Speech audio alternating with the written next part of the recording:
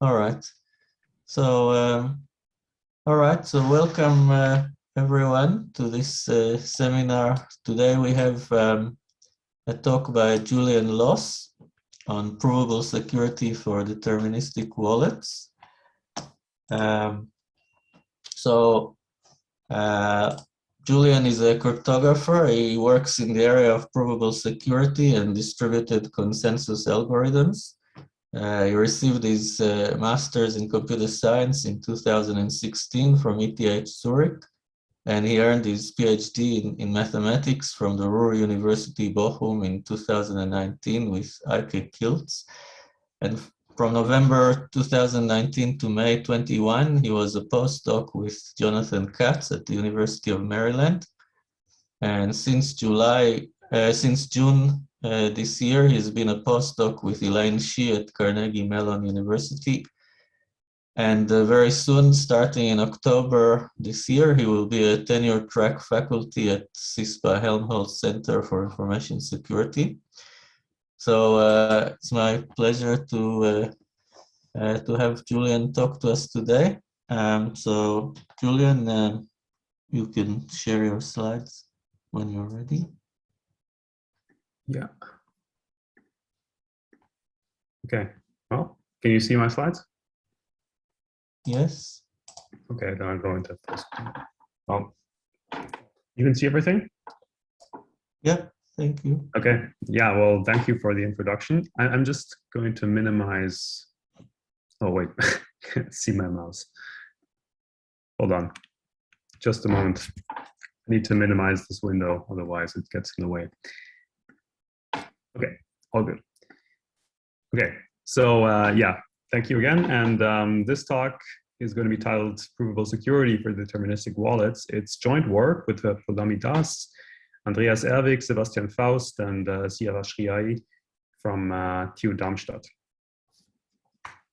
So, you know, for those of you not completely familiar with what a blockchain is, it's conceptually very simple. It's a public transaction ledger. So it keeps transactions of the form Alice pays $5 to Starbucks in a chain of blocks that everybody agrees on, okay? And because parties agree on these transactions that we see on the public transaction ledger, they can compute each other's balances in this blockchain system from this public transaction ledger, and everybody can see where the money is, who has how much balance in the system, okay?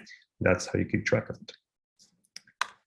So this is a very, very simple concept, but to see why we actually need cryptography in this kind of a setting, let's have a look at a very, very pathological example of what would happen if we did not have crypto and we could only agree on this public transaction ledger. So suppose we have Bob here, and he wants to buy a coffee at Starbucks.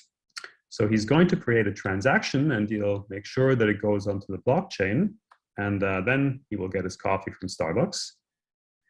But what he can do is he can just create a transaction that says Alice pays $5 to Starbucks, and this effectively would steal $5 from Alice's balance, and that's obviously not what we want.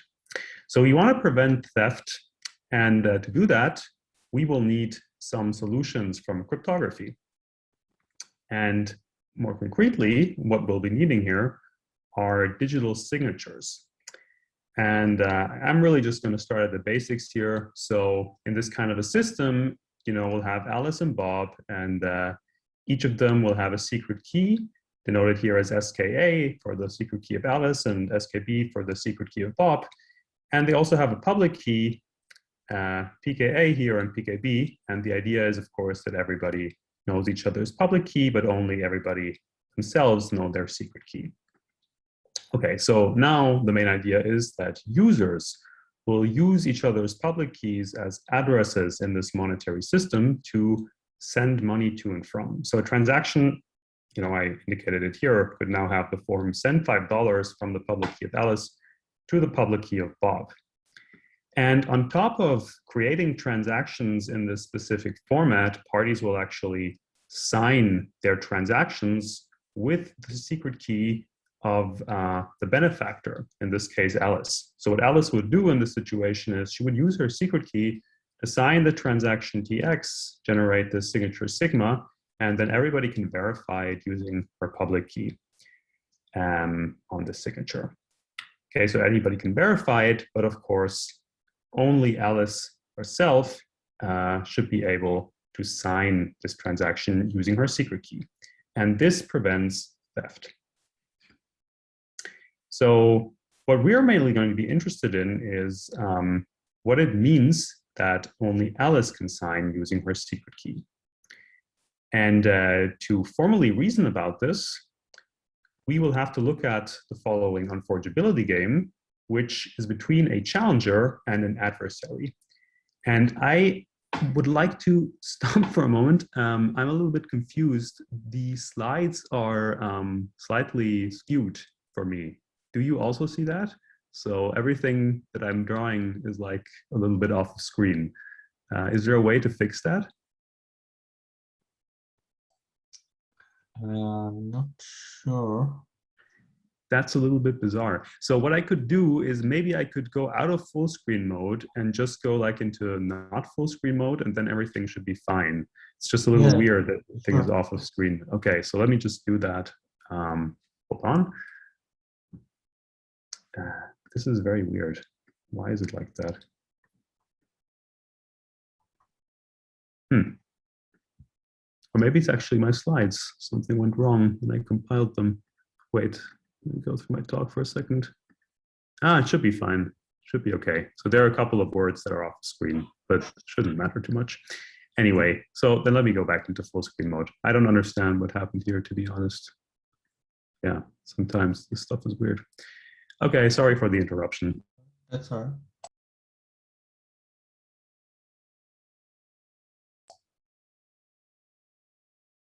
Julian, I think you are muted.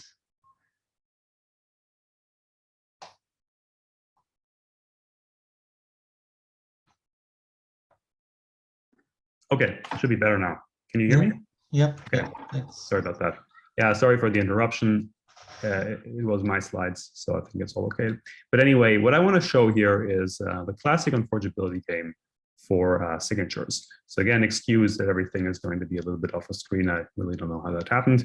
But anyway, so what happens in this game is that we have a challenger, and the challenger would generate a pair of secret key and public key, and it will hand the public key to the adversary. And now the adversary here is allowed to query the challenger for messages of its choice. And the challenger will then reply with signatures signed under the secret key that the challenger keeps for herself. And it gives these signatures to the adversary. Now the adversary is allowed to repeat several of these queries until it's happy. And it can ask arbitrary messages, get the signatures for them, and then it will reply with a pair M star and sigma star, where sigma star should be a valid signature that verifies under the public key of the challenger on this message M star. And it should also be a fresh message M star, meaning that it has never previously queried this message to the challenger. So what this game models is a setting where Alice would give out her public key and she signs a bunch of messages. And since we are not allowed to make any assumption on what kind of messages Alice would be signing with her secret key, it's modeled here in a sort of worst case distribution where the adversary may adaptively choose the messages that it would like to sign. Okay. So now, of course, to make this meaningful at all, the secret key SKA must be random. And why is that the case? Because otherwise the adversary could simply guess it. And then forging such a signature would be trivial because then, once you have the secret key, you can create a signature by definition.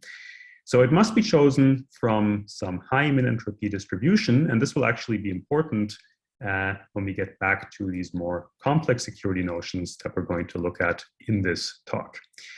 Okay, so now what about privacy? We talked about signatures now for a moment, but let's go back to the setting of blockchains and how secret keys and public keys are actually used on them. So again, we have a bunch of transactions on the blockchain, And now suppose, just for the sake of example, that I have a transaction TXA1 and TXA2, and both of them are going to be to the same public key pKa of Alice. So now, obviously, because everything is public, transactions are linkable, and an observer can see that Alice gets, transactions or money from 2 transactions. And if you have a bunch of transactions, and over time, Alice might accrue a lot of funds, and that would make her an attractive target for an attacker. Maybe he would stalk her, try to break into her house, and steal her the device where she keeps her secret key on, or maybe it's even easier for the attacker. He could just hack her account and try to steal her key. Okay, so privacy is definitely an issue on a blockchain, and for that reason, we'll actually see what is being done in practice and how it affects security. So the naive solution, let me just talk about that first, would of course be to generate a fresh key pair of public keys and secret key for every transaction that you do on chain. So the pro of this is that you have perfect unlinkability. So transactions are not linkable at all because you have a different key pair for every transaction. But the downside is that you get a lot of keys like this, and it's very easy to lose one of them. And if this ever happens, you would lose all funds associated with that key. Okay, and actually key loss is a very big problem in cryptocurrencies. Secondly, of course, lost keys cannot be recovered, because if you really generate them uniformly at random every time you want to do a transaction, then you would also not generate them from some predetermined seed, as is often done in modern wallets. Okay, so this is the naive solution, and this is not what is actually being done in practice for most systems. So to see what modern systems actually do to be more efficient in this, let's have a look at a principle called deterministic key derivation. So the idea here is very simple. We're going to derive all keys from common master keys and a random seed. So we'll start from a master secret key, a seed, and some identity, and then we're going to apply a deterministic secret key derivation algorithm, which outputs a secret key corresponding to this identity. And there is also going to be a matching public key derivation algorithm, also deterministic, which takes in the master public key, matching this master secret key, a seed, and the same identity, and then it will output a matching public key to this identity. Matching here means that any signature that I would produce under SKID would verify under the public key PKID. Okay, and so now the main idea here is that if we have the seed and these master keys fixed, then we actually only need to store the master key and the seed, because everything else we can deterministically derive using these input arguments of the IDs, and then just applying these derivation algorithms. And that way you need to keep only a very, very low amount of storage in your crypto wallet. You don't need to keep all of these keys. Okay, so instead you would just keep the master keys and the seed. Okay, so before I go on, let's actually have a look at a concrete example, which is really popular and being used in Bitcoin today. And it's called BIP32 for short, which stands for Bitcoin Improvement Proposal 32. So there are many Bitcoin improvement proposals, and this was the 32nd. So I'm going to denote here G as the base point of an elliptic curve of some prime order P. And because Bitcoin works with ECDSA, the master key in my example here is going to be some point in ZP, and the master public key is going to be the base point of the elliptic curve raised to this master secret key. So to derive a new secret key to some identity ID, what I'll do is I'm going to add the hash of MPK, the master public key, the seed, and that identity, modulo P, to the master secret key, and that's simple enough.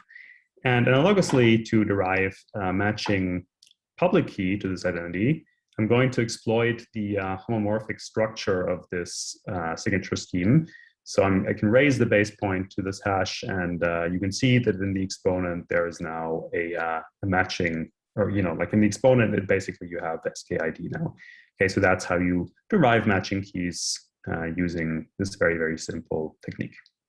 Okay, so now that we've seen that, let's actually look at how these things are being used in practice. And what I want to talk about here is the so-called hot wallet, cold wallet paradigm. So how does that work? And in this context, we're going to have, on the left side here, what we call a hot wallet. And this is basically, you can think of this as a server, or just some online storage. It's online permanently, and it holds a master public key. In this scenario, it holds a seed, and it also has a public address. Let's call that just the public key of the hot wallet. And the idea is that because this is online, it's not really secure. It's very convenient for spending, but we don't want to keep too much currency in it, because if it gets hacked, then all the currency will be lost. So, we'll define some cutoff, let's say maybe 5 Bitcoin, and we don't want to keep any more currency in this place than 5 Bitcoin because we're afraid of hacks. So whenever 10 Bitcoin comes in, it's sent to the public key of the hot wallet, then we want to transfer out the excess 5 Bitcoins. So how do we do that? We're going to take, ID. It could be counter that increases every time we do a next transaction. And we're going to apply the public key derivation algorithm to these 3 inputs here. We'll get a public key matching this identity, and then we will transfer the excess 5 Bitcoin to that public key. Okay, so this is simple enough. Now let's have a look at how we would actually collect that currency once we've sent it to this public key with this identity.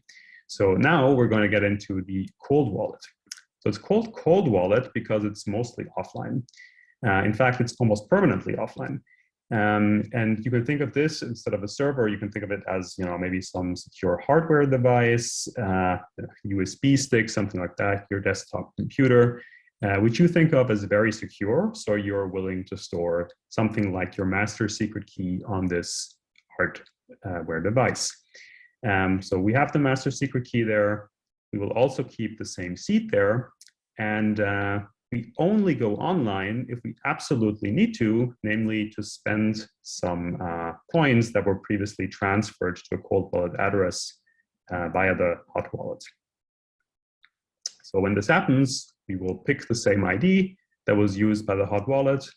We will use the secret key derivation algorithm on these 3 inputs, and we'll output a matching secret key SKID. And now we can collect whatever the hot wallet sent to the cold wallet. Is this principle clear? You can just ask. I'm not sure I'm going to be able to see the chat because I minimized this window, but just chime in. Yep, I can let you know if there's any questions. But okay, sure. Yeah, I don't see any at the moment. Okay, good. That means you're following still. Good. So then now the main question is, of course, what happens if this hot wallet is ever hacked? In this case, the seed that we're storing here is going to be revealed. So why is that bad?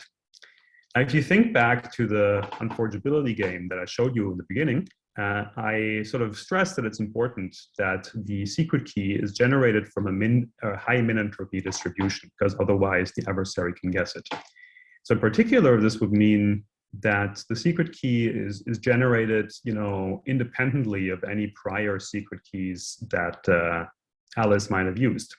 But of course, in this scenario, if the seed is ever revealed, then that's obviously not true anymore. And it's not possible to argue about the security of all of these public keys to these identities that we've derived from the master public key, because all of them are correlated once you know the seed, since they've been deterministically derived from this master public key. So that means that we need a more sophisticated model to argue about these things, and that's what I'm going to show you next. So again, sorry for the slide skew down here, but this is the adapted Unforgeability game that we propose in our paper at CCS 2019.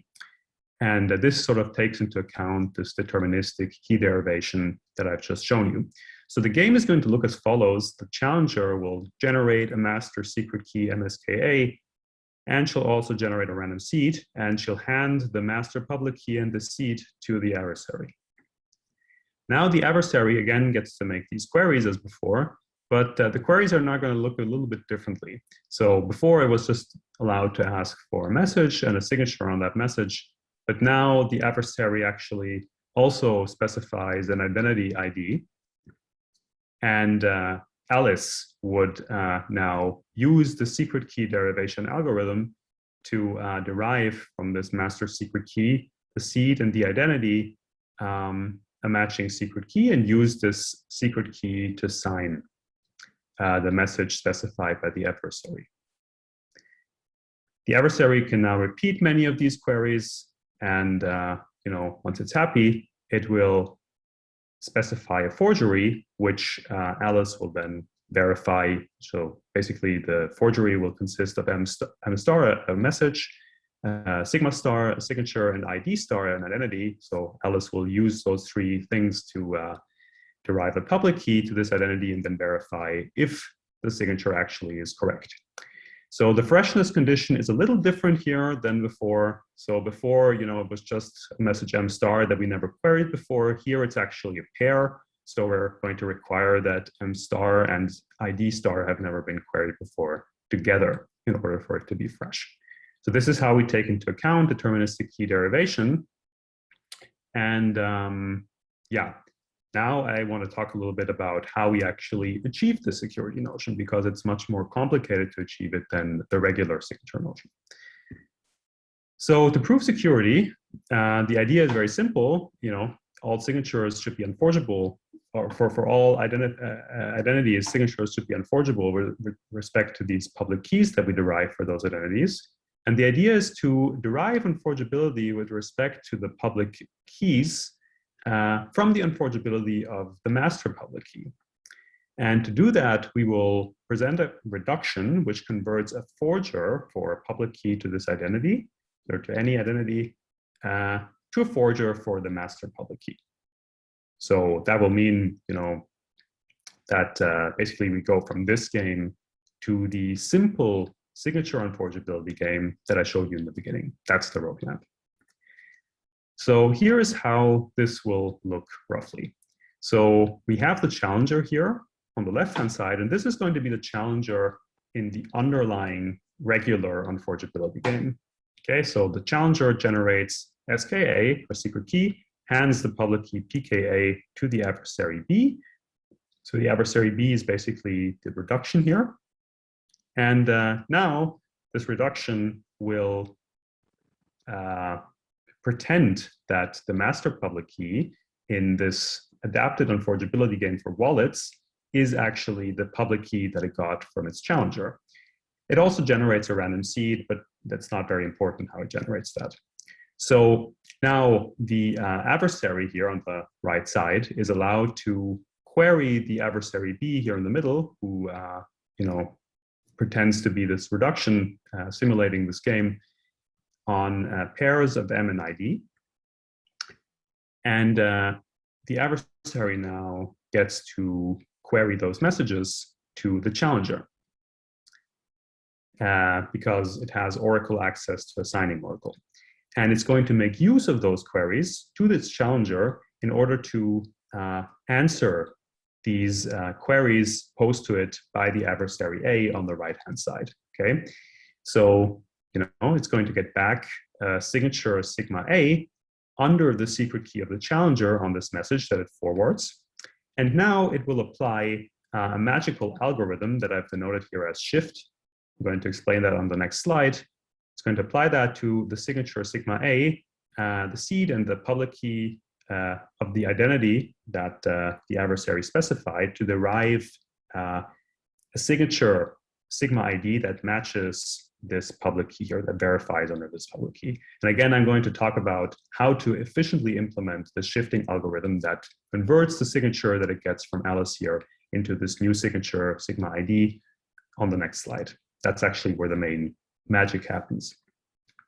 Okay, so now once it gets this forgery from the adversary A on the right side, it will apply the shift algorithm in the inverse direction to convert the signature sigma star, which is valid with respect to PKID star, into a signature sigma star, which is valid with respect to the public key of Alice. So now let's talk a little bit about implementing the shift algorithm efficiently. So the main tool to do this is a so-called related key attack. So what is this? The goal is that I give you sigma, a signature that is valid under PK, and you efficiently create a new signature sigma prime, which is valid under a related key PK prime. So what related means really depends on the signature algorithm that we're using. A very, very simple example is BLS. So here, let's say the public key is of the form just G to the X, and the signature is the hash of M, the message to the power of X. Then I can create a new signature sigma prime as sigma times h of m to the power of b. And this signature will be valid under pk prime, which is of the form g to the x plus b. And it's important here that b is completely arbitrary, so there is no restriction on what space b would be chosen from. For ECDSA, the related key attack looks a lot more contrived. Let me talk about that. So given a public key of the form g to the x and a signature of the form r comma s on m, and the signature verifying with respect to a hash function, which I've denoted here as HA, the goal is to create a signature sigma prime, which is of the form r comma s divided by a on a message m prime, and this signature will be valid under a public key pk prime, which is of the form g to the xa, and it's going to be valid with respect to another hash function h of b. So unfortunately, this I cannot show you because it went off the slide. Let me just try to move this a little bit further in because that's actually very important. Just a second, I'll do that right now. And then I'll go back into full screen mode here. Yeah, okay, so this requires that H is of the, A is of the form, the shift and the exponent is of the form H of A applied to M divided by H of B applied to M prime. And if you think about this for a minute, this attack, while theoretically it works, is completely useless because, or at first glance it is. Because if I give you a public key, right, and I give you a signature RS on a message M, which is valid with respect to HA, then it would be very difficult to find an A such that I can satisfy this relation for any message M prime. Basically, it would mean that I would have to invert HB and find such an M prime, which is equal HA of M divided by A, and that should be a hard problem for any reasonable hash function HB. So it looks like this is not very useful somehow. But as it turns out, it actually can be useful once we go to the random oracle model where we are allowed to program these hash functions, okay?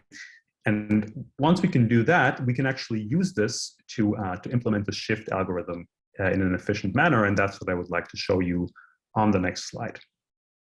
Any questions so far?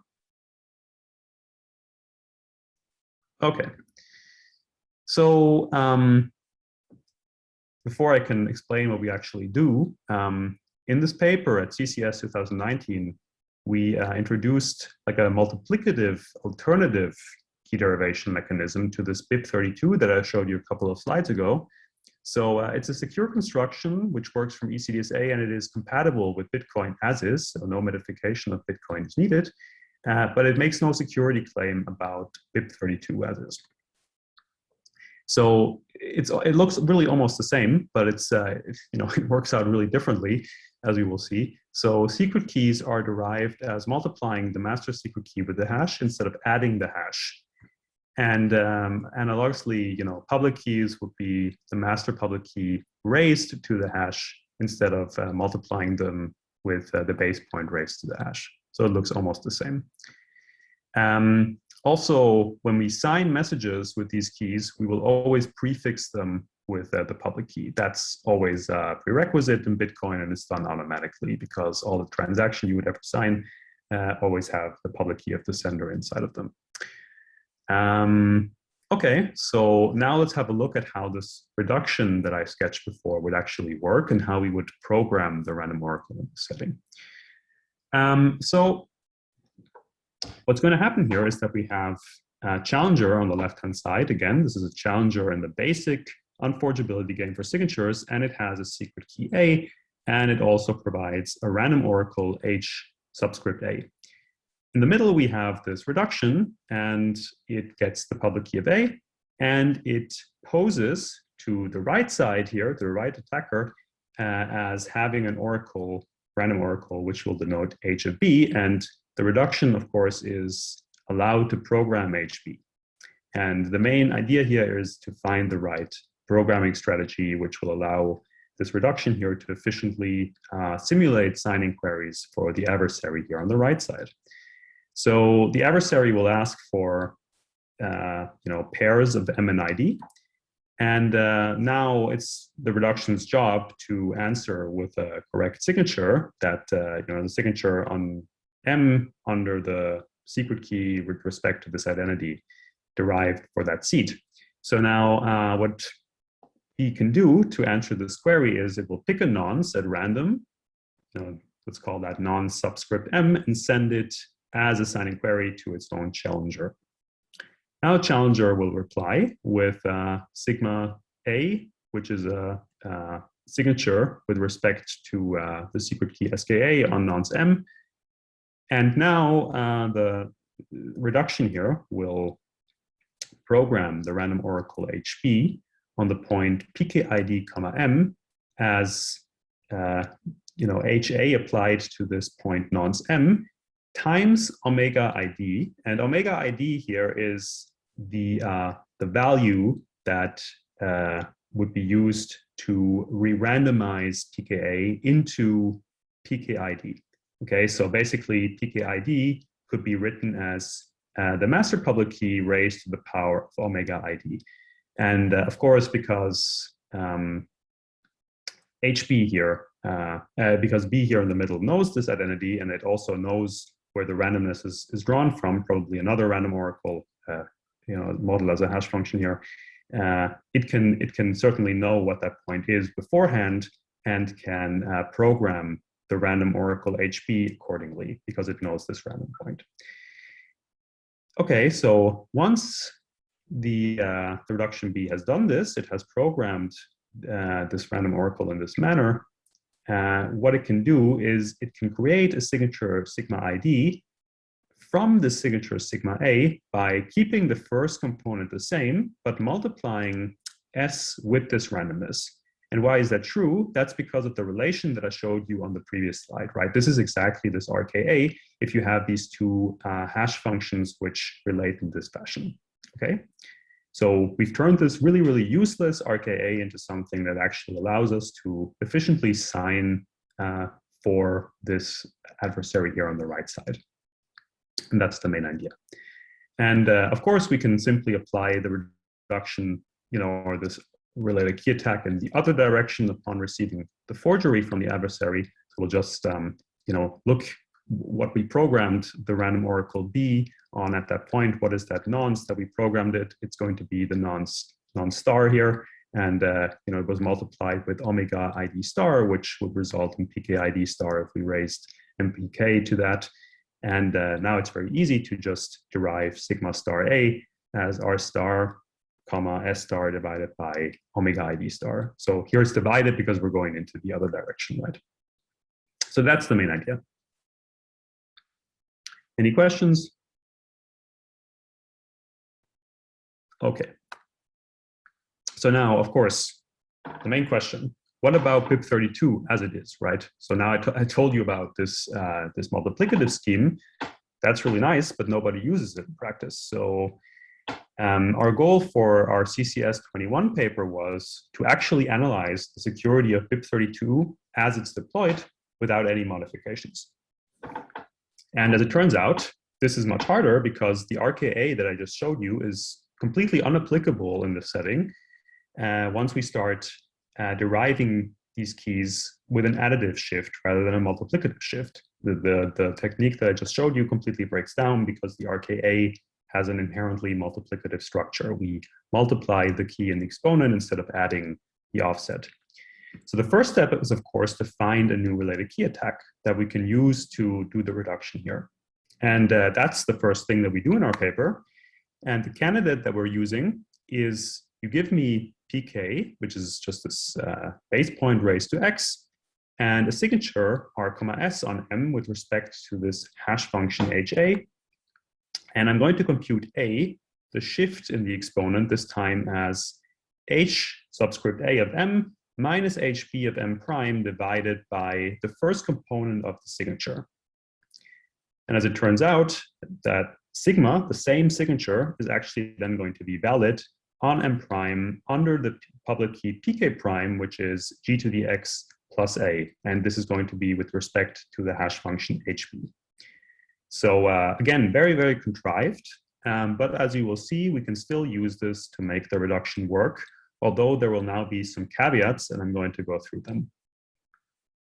So here is my first attempt. So again, I have this challenger here on the left-hand side.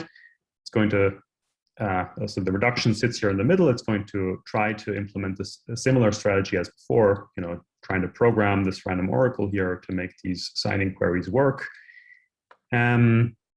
But now it's going to program a little bit differently because the RKA has changed. So instead of multiplying this, it would actually request the signature whenever it programs this random oracle on a given point. And it would program it as h of a or h subscript a on the point pk id, comma m, minus r times the randomness, which was used to turn the master public key into the pkid. So basically, this is the additive shift in the exponent. So this is how it programs. And what it comes up with is basically, well, this is the signature will be the same if it programs this way, right? So what's the problem with this strategy? The problem is that the reduction B here has to keep track of all of the queries that are made to HB. It has to see whenever there is a potentially dangerous query, which is of the form, there is a public key that corresponds to some identity that was already requested by the adversary. So the adversary might have asked for this, for a new public key under this identity to the adversary B. We have such an oracle explicitly in our game where the adversary can ask for a new public key. Of course, this is just for bookkeeping purposes because all of these values, the seed and the derivation mechanism are all public, so the adversary could derive all the public keys by itself. But for explicit purposes of bookkeeping, we actually give the adversary in this setting an oracle where it can ask to derive new public keys to specific identities given the seed, just to keep track of what the adversary sees. So anyway, suppose that the adversary has already asked for this public key to the identity ID, then B basically has to keep track of any query that is prefixed with such a public key. Whenever it sees such a public key, and with a suffix of some other message, what it does is it programs HB on this particular point by asking for such a signature from the challenger on the same message that was the suffix, and it's going to create this programming as I wrote here. But the problem is that if the adversary would ever ask for a second signature on the same message, then the only way of getting a fresh signature, which looks generated like a fresh signature, which has new randomness, would be to program the random oracle point again with the same values. Because now if the message is the same, I've already used up all the randomness that I could. I programmed it here using the signature, and I cannot deviate from the signature once I fixed it and programmed the random oracle in this way, because the R here came from a specific signature and it went into this programming. So the signature will only look valid if actually this R is in the signature and in the random oracle programming. And that means that I cannot program the random oracle on this specific point for the message's second time. Does that make sense? So that's a restriction of this particular RKA. So this is a caveat. And yeah, so here's my second attempt. Well, actually, I shouldn't have called it second attempt because we don't get rid of this restriction. I'm just going to show you how to, basically finish the reduction. So, we do all of these steps as I described them. We can sign a message only once. But now once we get the forgery, we actually have to be a little bit careful. Because once we get the forgery, we have set up the programming in such a way that h of b, the random oracle that is being programmed by b here, will be programmed as h of a, the real random oracle provided by the challenger on the left here, minus r star, which comes from the signature sigma star here, times omega id star, which is the randomness, which corresponds to pk id star. It's basically this random shift in the exponent, right? So, okay, this is the form that the signature has, and I'm just going to attempt to return this. So this will fail, and the reason why it will fail is actually a little bit subtle. Let me talk about that. Why? So if the random oracle is programmed in this particular fashion on this point, that would mean that B, the reduction, would already have to have queried for a signature on M star. Because if this were not true, then the signature M star would actually not be valid for, the signature sigma star would actually not be valid with respect to HB because it hasn't been programmed, okay? So if B would have never asked for a query on M star, signature query, then HB is not a defined value, and whatever signature the adversary A returns here would not be a valid signature. So it means the only way to ensure that this signature is valid in the game that A on the right-hand side sees here, or the adversary in the wallet unforgeability game sees here, is to actually make this query to the challenger on the left-hand side and program HB on this particular point. But in order to do this, if we look at the strategy, what B in the middle here would have to do is ask for a query on M star and get back a signature sigma star, which it then can use to program HB on this particular point.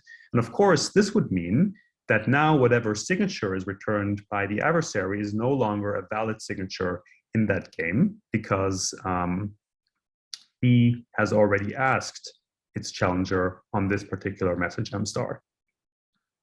And that's a problem. So we need to get rid of that. So here is the actual strategy. It looks almost like the one that I showed you, but we're going to embed the public key pKa slightly differently in the master public key. So instead of just setting the master public key to pKa, we'll actually subtract the base point raised to some omega star. Omega star is a random value, so the adversary on the right side cannot detect that we changed this master public key. And then we'll answer everything as before, except that instead of adding r times omega id here to program, we'll add omega id minus omega star. And the equations then will work out, and you will get a valid signature here. So omega star will actually is going to be the randomness that we're going to set in such a way. We're going to program the other random oracle that is being used to derive these how should I say? So omega star, right, is the output of a random oracle 2 because we said we were going to raise the base point to h of the public key, the identity, and the seed. So omega star will be given to one specific point of the random oracle, on input, the master public key, one random identity, and the seed. We're going to program it there, and we're just going to hope that the adversary will actually attempt to forge using this particular randomness. Okay, so ID star would actually correspond to omega star. That would be the value, the randomness value that you get when you hash the master public key, the seed, and ID star, you would get omega star. We're just going to hope that this is actually the case. And if it is, then what would actually happen is that omega ID star is omega star, and this would imply that the two random oracles are actually the same at this point. They have not been reprogrammed. And because of this, we do not actually have to do anything. So we don't even have to ask for a signature to answer this particular query, because the random oracles will just stay the same. So the adversary B here in the middle would not have to query its signing oracle on M star to come up with a signature that it can forward to the right side, because the random oracles will remain identical here. And all it has to do is basically just ask for a signature for all the messages except M star, because M star also has to be fresh with respect to the adversary. So the adversary is not allowed to query for a message M star and ID star and later return that as a forgery. And that means that B also never has to query for M star to the left-hand side. And that is why this will actually provide a fresh forgery. But of course, the downside here is that it requires guessing. It requires guessing which of the identities that the adversary is going to use here in this game will actually correspond to the random identity that we've chosen here to re-randomize the public key that we got from the challenger on the left-hand side. And guessing incurs a major security loss, and that is why this reduction is not tight, whereas the first one that I showed you was actually tight. So here is a summary of the properties that I talked about. So we have, like this table here, we have this one per message restriction. We have the bit level security, and we have the computation cost to derive a new key. So for the additive scheme, we actually have the one per message restriction present. So every message can only be signed a single time. That's the restriction that was present in our reduction. The security, assuming that you can derive about 2 to the 30 public keys, would be about 98 bits, assuming that ECDSA has a security level of 128 bits. And finally, the cost to derive a key here is 1 hash, 1 exponentiation, and 1 multiplication. Now let's have a look at the multiplicative scheme. So the one per message unforgeability restriction is not present. We can sign a message as many times as we want because the RKA is less restrictive in the multiplicative case. Also, there is no security loss. We don't have to guess anything. So the security is the same as the conjectured security of ECDSA, which is 128 bits. And finally, it's even cheaper to derive one of these new keys because you just have to hash once and do 1 group exponentiation. So you don't have to do this multiplication here. So it seems like all around, the multiplicative version is just better than the additive version. And that's sort of the takeaway. So yeah, actually here I've listed a couple more. So we have proofs for BIP32 as it is. The multiplicative variant has better provable security and it is cheaper to compute. And in our paper, we also give an extension to a hierarchical setting where you're allowed to basically derive child keys to new identities from child keys recursively. And that makes everything a little bit more complicated and results in further security loss.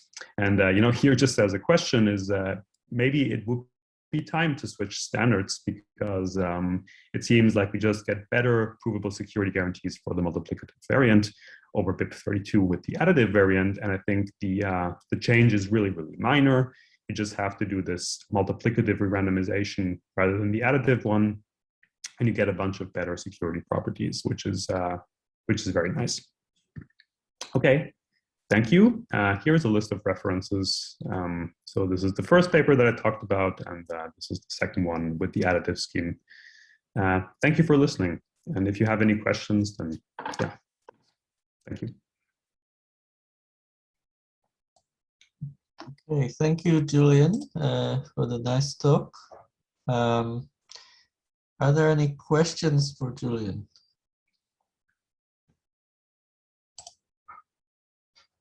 So you can use the chat or the Q&A to ask questions, or you can ask directly if you are able to.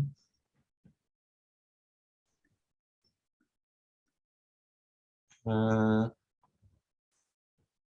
don't see any questions, so maybe I can ask something. Yeah, so the first question is, so for the BIP 32 construction, so you have this limitation, this restriction with signing only once. Mm-hmm. So is that only a limitation, do you think, of the proof, or there is some attack that happens in this? I think it's a limitation of the proof. But it's very difficult to get rid of, unfortunately.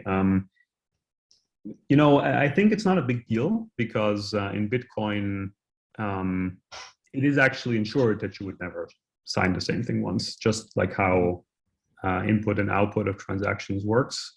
You would never sign the same thing twice, so I think it's fine. But you know, still, it's a restriction. So yeah, I see.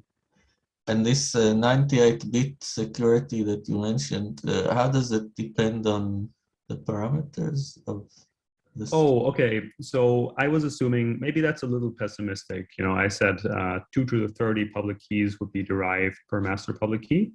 You know, if you do a little bit less, then you will have less security loss. So if you only do 2 to the 20, you will still get 108 bits of security.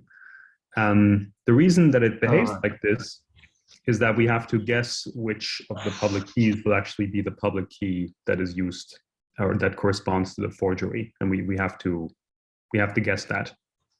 Yeah. Okay. So it's just a linear loss in the number of public keys. Yeah. Okay. Yeah.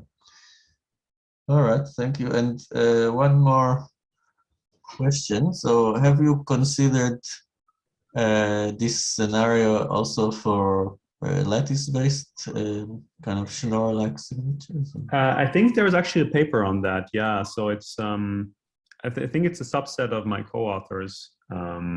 Not exactly sure.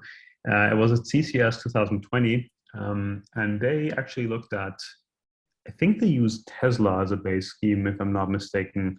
And there it's kind of interesting because of these lattice, you know, errors. When you randomize something, you actually have to be a little careful. It's not, you know, here it's completely straightforward, but there you have to be a little careful. So that was sort of the difficulty there, I think. Yes. Okay, I see. Okay. All right, thank you. Let me see if there's any other questions. I don't see any in the Q&A. Okay. Anyone else want to ask anything? I don't think so. Okay, in that case, so thank you very much, Julian, for the great talk. And we're going to have our next seminar, I think, early in September. So thanks everyone for joining, and we'll see you next time at the next Monash Cybersecurity Seminar. All right. Bye. Bye-bye, everyone. Thank you. Bye. See you. Bye.